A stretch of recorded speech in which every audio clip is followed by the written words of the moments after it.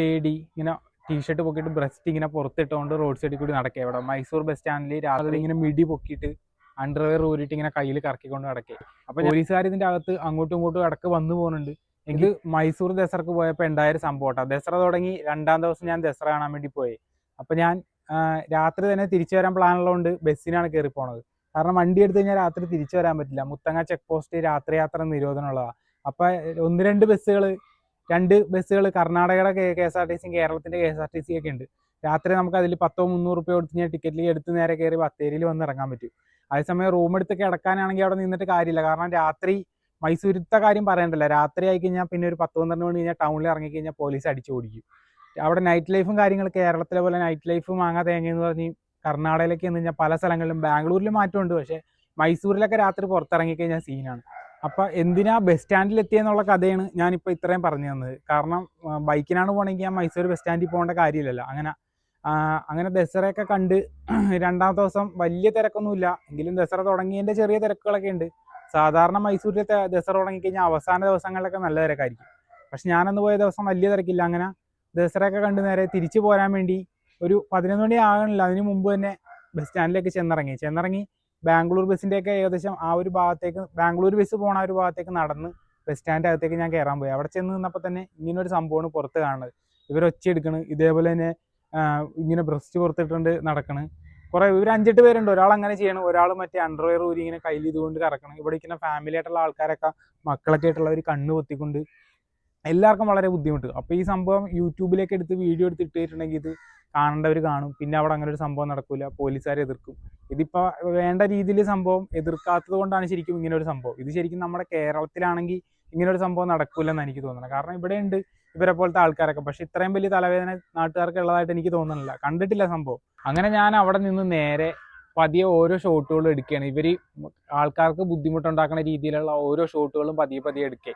പോലീസുകാർ ഇതിൻ്റെ ഇടയിൽ ഇങ്ങനെ നടക്കുന്നുണ്ട്. ആ ഷോട്ടുകളൊക്കെ ഞാൻ എടുക്കുക. പോലീസുകാർ ശരിക്കും അവിടെ നിൽക്കുന്നവരെ ഓടിച്ചു വിടുകയാണ്. എന്ന് പറഞ്ഞാൽ ബസ് സ്റ്റാൻഡിൽ ബസ് കയറാൻ നിൽക്കുന്നവരെ അങ്ങോട്ടും ഇങ്ങോട്ടും മാറ്റിയാണ് ഇവർ വരുമ്പോൾ.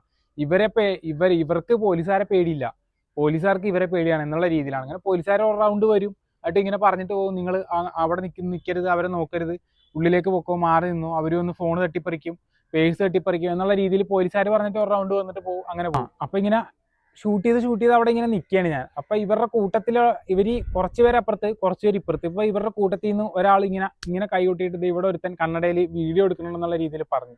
ഇത് പറഞ്ഞതും ഇവരെല്ലാം കൂടി ഒരു 3 പേര് ആദ്യം നേരെ ഓടി വന്നു ബസ് സ്റ്റാൻഡിന്റെ ഒരു ചെറിയ ഇത്രയും പൊക്കമുള്ളൊരു മതിൽ പോലെ സംഭവമുണ്ട് ബസ് സ്റ്റാൻഡ്, ബാംഗ്ലൂർ ബസ് കയറണതിൻ്റെ ആ ഭാഗത്ത്. അവിടുന്ന് ചാടി നേരെ കയറി വന്ന് ആരുടെ വീഡിയോ എടുത്തത് എന്ന് പറഞ്ഞ് നേരെ വന്ന് കയറി എൻ്റെ ഇതിൽ കയറി ഇങ്ങനെ പിടിച്ച്. സംഭവം ഇവർക്ക് നല്ല ആരോഗ്യമാണ്, കൈക്കൊക്കെ. നമ്മളെ 3 പേരും കൂടി കയറി അങ്ങനെ പിടിച്ച്. ഞാൻ പറഞ്ഞു ഞാൻ വീഡിയോ എടുത്തത് പബ്ലിക് പ്ലേസ് ആണ്, എനിക്ക് വീഡിയോ എടുക്കാനുള്ള അധികാരം ഉണ്ടെന്നൊക്കെ പറഞ്ഞ് വെറുതെ അങ്ങോട്ടും ഇങ്ങോട്ടൊക്കെ കുറേ ഡയലോഗായി. അപ്പോൾ ഒരുപാട് മലയാളികളൊക്കെ ഇതിൻ്റെ ഇടയിൽ നിൽപ്പുണ്ട് കേട്ടോ. ഈ സംഭവം കുറേ മലയാളികളും ഫാമിലി ആൾക്കാരൊക്കെ ഉണ്ട്. നിങ്ങളിവിടെ എന്താണ് ഇങ്ങനെ കാണിക്കണം, ഞാൻ വീഡിയോ എടുക്കും എന്നുള്ള രീതിയിലൊക്കെ ഞാൻ കാണിച്ച്, ഞാൻ ന്യൂസിന് കൊടുക്കും എന്നൊക്കെ പറഞ്ഞ് വെറുതെ ഇവരെ പേടിപ്പിക്കുക. അങ്ങോട്ടും ഇങ്ങോട്ടും ഇവർ തെറിയാണ്. ഇവരെന്നെ ഫോണിൽ നിന്ന് വീഡിയോ ഡിലീറ്റ് ചെയ്യിപ്പിക്കാനുള്ള പരിപാടിയാണ്. അങ്ങനെ അങ്ങോട്ടും ഇങ്ങോട്ടും പിടുത്തിട്ട് എനിക്കാണെങ്കിൽ ഇവരെ ഒന്നും ചെയ്യാൻ പറ്റില്ല. ഇവരെ നമ്മൾ എന്തെങ്കിലും ചെയ്ത് കഴിഞ്ഞാൽ നാളെ അടുത്ത കേസാണ് സംഭവം. എന്നിട്ട് തന്നെ എന്നെ ഇങ്ങനെ പിടിച്ചിട്ട് ഇവരുടെ കൂട്ടത്തിലുള്ള ഒരാളോട് പറഞ്ഞ് വീഡിയോ എടുക്കും, ഇവനെ നമുക്ക് നാളെ ട്രോളാക്കാം, നാളെ നിന്റെ ട്രോളർക്കും ഞങ്ങൾ കാണിച്ചു തരണം നിനക്ക്, നീ യൂട്യൂബറാണ്. ഈ വികാസ് ഗൗഡ എന്ന് പറഞ്ഞ ഒരുത്തനുണ്ട് ബാംഗ്ലൂരിൽ. അവൻ മജസ്റ്റിക് ബസ് സ്റ്റാൻഡിലുള്ള കംപ്ലീറ്റ് ഇവരെ പോലത്തെ ടീമുകളെ, സെക്സ് വർക്കേഴ്സിനെ മൊത്തം ബസ് സ്റ്റാൻഡിൽ നിന്ന് ഓടിച്ചു. കാരണം അവിടെ ഇങ്ങനെ ഫോൺ തട്ടിപ്പറിക്കലും പൈസ തട്ടിപ്പറിക്കലും അങ്ങനെയുള്ള കുറേ സംഭവങ്ങളായിട്ട് അവനും നാട്ടുകാരും കൂടി ചേർന്ന് ഇങ്ങനെ കംപ്ലീറ്റ് ആൾക്കാരെ അടിച്ച് അവിടുന്ന് ഓടിച്ചിട്ട് അവിടുന്ന് വന്ന കുറേ ടീമുകൾ വരെ ഇപ്പം മൈസൂർ ബസ് സ്റ്റാൻഡിലുണ്ട്. അങ്ങനെ അവിടുന്ന് അവൻ കാരണം പോരേണ്ടി വന്ന ദേഷ്യത്തിലാണ് ഇവർ നിൽക്കുന്നത്. ആ ഒരു സംഭവം നടക്കണം എനിക്കറിയില്ല. അതിൻ്റെ ഇടയിലാണ് ഞാനിവിടെ ചെന്ന് വീഴുന്നത്. അങ്ങനെ ഇവർ യൂട്യൂബറാണെന്ന് മനസ്സിലായി. കാരണം എൻ്റെ കയ്യിൽ ഗോപ്രോയൊക്കെ ഉണ്ട്. ഗോപ്രോ ഞാൻ ഷൂട്ട് ചെയ്യുന്നില്ല, ഞാൻ ഫോണിലാണല്ലേ ഷൂട്ട് ചെയ്തിരുന്നത്. രാത്രി ആയി കഴിഞ്ഞാൽ അതിൽ ഷൂട്ട് ചെയ്ത് കഴിഞ്ഞാൽ കിട്ടൂല. അപ്പോൾ ഗോപ്രോന്റെ ബാഗിന്റെ ഇടയിൽ ഇങ്ങനെ കുളിച്ചിട്ടുണ്ട്. അപ്പോൾ ഇതൊക്കെ കണ്ടപ്പോൾ ഇവർക്ക് മനസ്സിലായി ഞാൻ യൂട്യൂബർ ആണെന്ന്. അപ്പോൾ ഇവർ പറയും നീ അവൻ പറഞ്ഞിട്ട് വന്നതല്ലേടാന്നൊക്കെ പറഞ്ഞ് ബസ് സ്റ്റാൻഡിനകത്ത് ഫുൾ സീനാണ്. മൊത്തം ആൾക്കാർ ഇങ്ങനെ നോക്കിയിരിക്കുകയാണ്, എന്നെ ഇങ്ങനെ പിടിച്ചേക്കാണ്. അങ്ങനെ ഇതിന്റെ ഇടയിൽ പെട്ടെന്ന് പോലീസുകാർ 2 പേര് വന്ന് നേരെ എന്നെ പിടിച്ച് ഇവരെയൊക്കെ ലാത്തിക്ക് അടിച്ച് എല്ലാത്തിനെയും ഓടിച്ച്. അങ്ങനെ നേരെ എന്നെ പിടിച്ച് ബസ് സ്റ്റാൻഡിനകത്ത് ഒരു റൂമുണ്ട്, ആ റൂമിൻ്റെ അകത്തേക്ക് കൊണ്ടുപോയി ഇവിടെ ഇരിക്കുന്നു പറഞ്ഞു. എന്നിട്ട് പോലീസുകാർ പറയാം ഞങ്ങൾക്ക് വരെ അവരെ പേടിയാണ്. കന്നഡയിൽ പറയാം, എനിക്ക് കുറച്ച് കന്നഡ എനിക്കറിയാം, ഇവർ പറഞ്ഞ കാര്യങ്ങൾ മനസ്സിലാവുന്നുണ്ട്. ഞങ്ങൾക്ക് വരെ അവരെ പേടിയാണ്, അവരിവിടെ മൈസൂരിലെ വലിയ കൂട്ടായ്മയാണ്, ഞങ്ങളവരെ ഇടിക്കും എന്നുള്ള രീതിയിലാണ് പോലീസുകാർ പറഞ്ഞത്. അങ്ങനെ പറഞ്ഞ് പോലീസുകാർ എന്നെ പിടിച്ച് നേരെ ബസ് സ്റ്റാൻഡിൻ്റെ അകത്ത് ആ റൂമിൽ കയറ്റി എടുത്തിട്ട് ഇവിടെ ഇരിക്കും, ഇനി ഞങ്ങൾ പറയണ പോലെ കാര്യങ്ങൾ പോയാൽ മതി എന്ന് പറഞ്ഞു. അങ്ങനെ വേറെ പോലീസുകാരെ വിളിച്ച് എന്നിട്ട് വേറെ 2 പോലീസുകാർ വന്നിട്ട് പറഞ്ഞ് അവരോട് ഇങ്ങനെ പറയുന്നുണ്ട്, എൻ്റെ വീഡിയോ എടുത്ത ഒരാളുണ്ട്, അവരെ പോയി പിടിക്കുന്നുള്ള രീതിയിൽ 2 പോലീസുകാരെ ഇവർ പറഞ്ഞു വിട്ടു പുറത്തേക്ക്. വേറെ 2 അങ്ങനെ വന്നിട്ട് പോലീസുകാർ എൻ്റെ അടുത്ത് ചോദിക്കുകയാണ് ഞാൻ എവിടുന്ന വന്ന, എന്താണ് സംഭവം, യൂട്യൂബറാണ്. അങ്ങനെ പോലീസുകാരും തമ്മിൽ സംസാരം, ഈ ബാംഗ്ലൂരിലെ വികാസ് കൂടെ അങ്ങനെ ചെയ്ത് മജസ്റ്റിക് ബസ് സ്റ്റാൻഡിൽ ഇങ്ങനെ കുറേയൊക്കെ സെറ്റായി ഡീസൻ്റായി എന്നുള്ള രീതിയിൽ ഇങ്ങനെയൊക്കെ പറയുന്നുണ്ട്. എന്നിട്ട് ഇവരെൻ്റെ അടുത്ത് വന്നിട്ട് ചോദിക്കുകയാണ് ഇവിടെ ബസ് സ്റ്റാൻഡിൽ വീഡിയോ എടുക്കാൻ പെർമിഷൻ വേണം, അങ്ങനെയാണ് ഇങ്ങനെയാണ് ഇതാണെന്നൊക്കെ പറഞ്ഞ്. അങ്ങനെ നീ യൂട്യൂബറാണ്, അങ്ങനെ എൻ്റെ ചാനലൊക്കെ ചോദിച്ച് ഇത്രയും സബ്സ്ക്രൈബറൊക്കെ കണ്ട്. അപ്പോൾ ഇവർ പോലീസുകാരങ്ങനെ മോശമായിട്ടൊന്നും സംസാരിച്ചില്ല. അവർ പറഞ്ഞ് നിന്നെ ഇപ്പോൾ പുറത്തേക്ക് വിട്ട് കഴിഞ്ഞാൽ അവരിവിടെ ഫുള്ള് സീനാക്കും, ഞങ്ങൾക്ക് വരെ പേടിയാണ്, ആ ഒരു രീതിയിലാണ് പോലീസുകാർ പറഞ്ഞത്. പോലീസുകാർക്ക് വരെ അവരെ പേടിയാന്നുള്ള ഒരു രീതിയിലാണ് പോലീസുകാർ പറഞ്ഞത്. ചിലപ്പോൾ അങ്ങനെ ഇരിക്കാൻ സംഭവം എന്താണെന്ന് നമുക്കറിയില്ല. ഇനി പോലീസുകാർ അവരുടെ നിന്ന് പൈസ വാങ്ങണമെന്ന് അറിയില്ല. പല സ്ഥലത്തും അങ്ങനെയുള്ള സംഭവങ്ങളൊക്കെ ഉണ്ട്, ട്രാൻസ്ജെൻഡേഴ്സും പോലീസുകാരുമായിട്ടൊക്കെയുള്ള.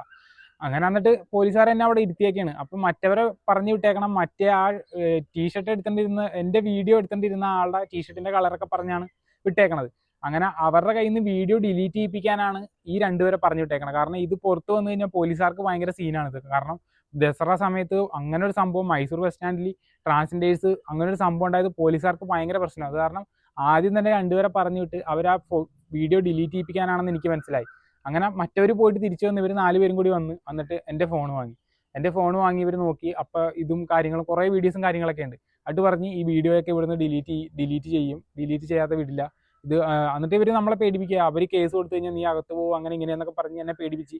ഞാൻ പിന്നെ ഈ കേസ് ഇവരെന്തായാലും ഇത് ഡിലീറ്റ് ആക്കാതെ ഇവർ വിടില്ല. ഇനിയിപ്പോൾ നമ്മൾ എതിർത്ത് കഴിഞ്ഞാൽ എന്തെങ്കിലും കള്ളക്കേസ് കൊടുക്കി കഴിഞ്ഞാൽ അത് പോലീസുകാർ വേറെ ഒന്നും പറഞ്ഞില്ല, അവർ ഇങ്ങനെ ഡിലീറ്റ് ചെയ്തോട്ടെ എന്ന് ഞാൻ വെച്ച്. അങ്ങനെ ഫോൺ വാങ്ങി അവർ മൈസൂർ ബസ് സ്റ്റാൻഡിൽ ഞാൻ വന്നിട്ടുള്ള കംപ്ലീറ്റ് വീഡിയോസ് അവർ ഡിലീറ്റ് ചെയ്ത്. കാരണം അതിൽ പോലീസുകാരുടെ വീഡിയോ ഒക്കെ ഉണ്ട്, ഇവരിങ്ങനെ നടക്കുന്നത്, അതിൻ്റെ ഇടയിൽ കൂടി പോലീസുകാർ അങ്ങോട്ടും ഇങ്ങോട്ടും നടക്കണേ, അവർക്കും പണിയാവുന്നറിയാം. അങ്ങനെ ഫുൾ വീഡിയോ ഡിലീറ്റ് ആക്കി. അവർക്ക് മറ്റവനെ കിട്ടിയോ ആ വീഡിയോ ഡിലീറ്റ് ചെയ്തോ ഒന്നും അറിയില്ല. അപ്പോൾ ഇത്രയും ദിവസം ഇതേപ്പറ്റി ഞാൻ വീഡിയോ ഇടാതിരുന്നത്, അങ്ങനെ ഒരു വീഡിയോ സോഷ്യൽ മീഡിയയിൽ ലീക്ക് ആയിട്ടുണ്ടെങ്കിൽ കുറച്ചും കൂടി ഈസി ആയിരുന്നു എനിക്ക് ഇതേപ്പറ്റി കാര്യങ്ങൾ പറയാനായിട്ട്. അപ്പോൾ ചിലപ്പോൾ വീഡിയോ പുറത്ത് വരാം, ചിലപ്പോൾ അവരെന്നെ ബസ് സ്റ്റാൻഡ് അവിടെ ഇട്ട് അത്രയും വലിയ സീനാക്കിയ വീഡിയോ പുറത്ത് വരാം, ചിലപ്പോൾ വരില്ല. ചിലപ്പോൾ പോലീസുകാർ അവരെ പിടിച്ച് ആ വീഡിയോ ഡിലീറ്റ് ചെയ്യിപ്പിച്ചിട്ടുണ്ടാവും. ചിലപ്പോൾ സാധ്യത അതായിരിക്കും. അപ്പം ചിലപ്പോൾ അവർ ചെയ്യാതെ ഇരിക്കുക, അവർക്ക് പ്രശ്നമാണെന്നുകൊണ്ട്. അതെന്തോ ആകട്ടെ. അപ്പം ഇങ്ങനൊരു സംഭവം ഉണ്ടായി. മൈസൂർ ദസറക്ക് പോയൊരു അനുഭവമാണ് ഇത് ശരിക്കും. എന്നിട്ട് പോലീസുകാർ നേരെ പറഞ്ഞ് ബസ് തന്നെ കറക്റ്റ് സമയമുണ്ട്, ആ സമയമാകുമ്പോൾ നീ ഇവിടുന്ന് പോയാൽ മതി, പുറത്തിറങ്ങി നിന്ന് കഴിഞ്ഞാൽ ഇവിടെ എന്താ നടക്കണേന്ന് പറയാൻ പറ്റില്ലെന്ന്. അങ്ങനെ കറക്റ്റ് രാത്രി ഫോറസ്റ്റ് പാസ് ചെയ്ത് പോകുന്നൊരു ബസ് ഉണ്ട്, ആ ബസ്സിലേക്ക് നേരെ കയറ്റി വിട്ട് അങ്ങനെ നേരെ ബസ്സിൽ കയറി നേരെ ഞാൻ ഇവിടെ വന്ന് നോക്കുമ്പോൾ പുറത്ത് ആ ടീമുകൾ ആരും തന്നെ ഇല്ല കേട്ടോ, മൊത്തത്തിനെ അവർ തല്ലി ഓടിച്ച്. അത് കഴിഞ്ഞ് ഞാൻ നേരെ ബസ് കയറി നേരെ ബത്തേരിയിലെത്തി. അത് കഴിഞ്ഞ് വീണ്ടും 2 ദിവസം കഴിഞ്ഞ് നേരെ ഇതേപോലെ തന്നെ ബസ് കയറി തന്നെ ദസറക്ക് വന്നത്. അന്ന് വന്നിട്ട് അങ്ങനെ മൈസൂർ ബസ് സ്റ്റാൻഡ് അവിടെയൊന്നും അങ്ങനെ പ്രത്യേകിച്ച് സംഭവങ്ങളൊന്നും തന്നെ ഇല്ല കേട്ടോ. അപ്പോൾ ഇവരെയൊക്കെ മിക്കവാറും അവർ ഓടിച്ചിട്ടുണ്ടാവും. ഇതെനിക്ക് മൈസൂർ ദസറക്ക് പോയി ഉണ്ടായ ഒരു അനുഭവമാണ് ഇത് ശരിക്കും. ഇത് ചിലപ്പോൾ നാളെ സോഷ്യൽ മീഡിയയിൽ വൈറലാവാൻ ആ ഒരു വീഡിയോ ഇറങ്ങാനുള്ള സാധ്യതയുണ്ട്.